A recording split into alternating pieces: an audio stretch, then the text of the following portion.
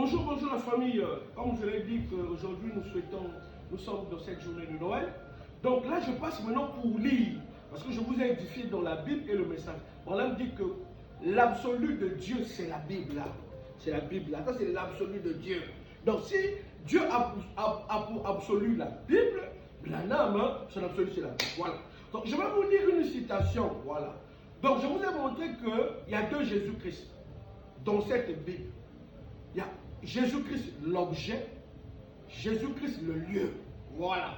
Et Jésus-Christ, l'objet, c'est lui qui est adorable. Parce que Dieu signifie objet d'adoration. Et Dieu, c'est lui le vainqueur. On ne peut pas voir des vainqueurs. Voilà.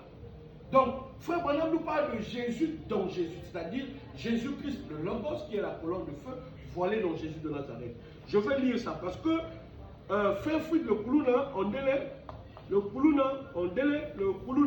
Voilà, donc, et il n'est pas seul, hein, tous ceux qui adorent Jésus, le cadavre. Frère Branham dit ici, là, le plus grand flash d'information du 24 4 mois 1961. Écoutez, il dit, aujourd'hui, c'est comme si les églises se réunissent pour adorer. Il dit, j'ai horreur de le dire.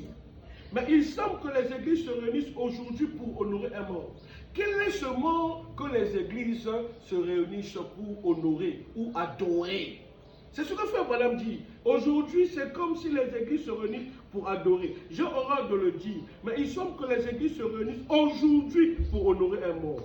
Les gens entrent dans un bâtiment et ils chantent « Mon Dieu, plus près de toi ». Et c'est comme une espèce de lenteur, comme à une morgue. Ça produit un bruit ennuyant.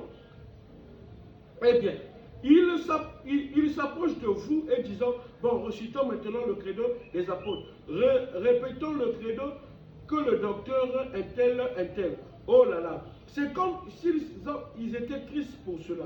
Et la moitié d'entre eux restent à la maison pour regarder la télévision au lieu de venir à l'église le dimanche. C'est vrai, juste un cadavre ambulant, comme le pasteur Fried Ondele. C'est un pasteur, un Koulouna, avec son coordonnateur Dick. Frère Dick, écoute, hein, vous avez dit que c'est Joseph, ça c'est Branham. Écoute, il dit un cadavre ambulant qui prêche donc un cadavre. Écoute, il dit un cadavre ambulant, virgule, un cadavre qui prêche donc un cadavre, qui cherche à parler d'un cadavre qui a vécu autrefois et qui a vécu dans une tombe il y a bien des années. Ce n'est qu'un cadavre et un cadavre. Voilà.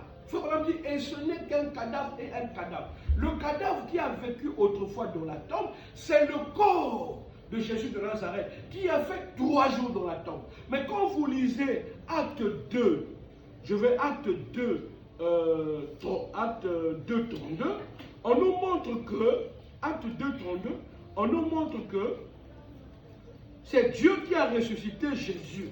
Voilà. Parce que le corps de Jésus ne s'est pas ressuscité lui-même. Acte 32, il est dit, c'est ce Jésus que Dieu a ressuscité. Nous en sommes tous témoins. Donc celui qui a ressuscité Jésus, c'est Dieu.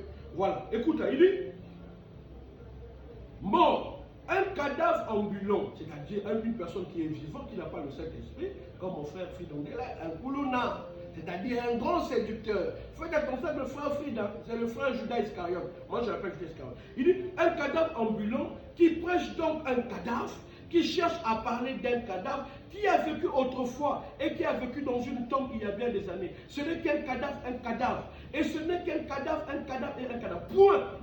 Ils vont adorer un Christ qui est mort il y a 1900 ans. Quel est ce Christ qui est mort que Branham nous interdit d'adorer? Frère Fried le Koulouna, c'est bien écrit, ils vont adorer un Christ qui est mort il y a 1900 ans. Neko Fried le Koulouna, Neko Dick le Koulouna. Quel est ce Christ que Branham nous interdit, qui est mort il y a 1900 ans? Branham dit, ils vont adorer un Christ qui est mort il y a 1900 ans. Si ce n'est pas Jésus de Nazareth, frère Fried le Koulouna, c'est quel Jésus que Branham nous interdit? Voilà. Quel est ce cadavre qui a vécu autrefois dans la tombe il y a bien des années, que les pasteurs prêchent aujourd'hui? Alléluia! L'unique homme que nous devons adorer, c'est Jésus. Quel Jésus? Le cadavre. Voilà. C'est ce que les cadavres ambulants font. personne qui a le Saint-Esprit ne connaît pas qu'il y a deux Jésus. Ezali Noki. Voilà. Ezali Kindoki. Donc aujourd'hui, le 25 décembre 2025, je me suis réveillé avec Christ dans mon cœur pour vous présenter ces deux Jésus-là. Jésus, le lieu et l'objet. Voilà. Il dit, il faut adorer un Christ qui est mort il y a 1900 ans. Il dit, c'est pratiquement la condition exacte des églises aujourd'hui. Cherchons à adorer un mort au lieu d'acclamer un vainqueur. Voilà. Au lieu d'adorer Melchisédek, notre Dieu. Melchisédek, notre Créateur. Voilà. Le Jésus de Proverbe 8, 22. C'est lui, Melchisédek, c'est lui le Dieu créateur, l'objet d'adoration. Mais aujourd'hui, on adore Jésus-Christ le cadavre. Et on veut vénérer Jésus. Frère Frédé, différence nini, parce que Abraham a adoré Jésus-Christ de Sodome. Pour le frère Frédé, quand il dit une citation, Jésus de Nazareth, c'est fini. Frère Frédé, il y a quelle différence entre Jésus-Christ de Sodome, que Abraham s'est prosterné pour adorer, et Jésus-Christ de Nazareth?